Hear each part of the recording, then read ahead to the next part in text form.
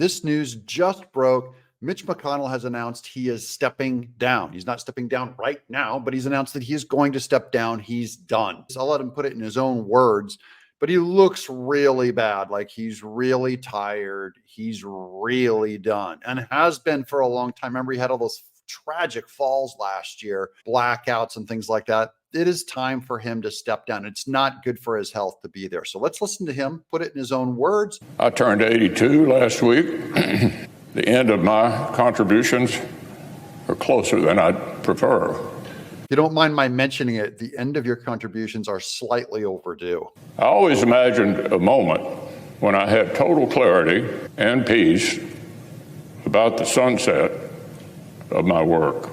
A moment when I'm certain I have helped preserve the ideals I so strongly believe. That day arrived today. And I believe that time arrived probably about 20 years ago. He should have stepped down, but I get it. When you're old, you know, no one wants to be irrelevant again. Think of being a rock star like Mitch McConnell, where you're the center of all the heat. And then suddenly, as soon as you retire, you're just some guy pushed aside, you know what I mean, in the living room. One of life's most underappreciated talents is to know when it's time to move on to life's next chapter. Mitch McConnell obviously does not have that talent of knowing when it's time to move on because he's overripe. This is hard to watch. So I stand before you today, Mr. President, and my colleagues to say this will be my last term as Republican leader of the Senate. I'm not going anywhere anytime soon. However, I'll complete my job my colleagues have given me until we select a new leader in November, and they take the helm next January. Now, there's been rumors of, will Mitch McConnell endorse Trump? And this is one way that he can avoid it, by stepping down.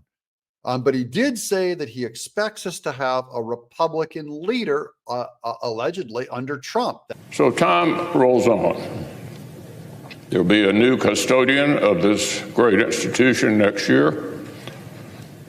Won't surprise you to know I intend to turn this job over to a Republican majority leader. We agree, and we're going to help make sure that the Republicans get a majority in the Senate. I still have enough gas in my tank to thoroughly disappoint my critics, and I intend to do so with all the enthusiasm with which they become accustomed.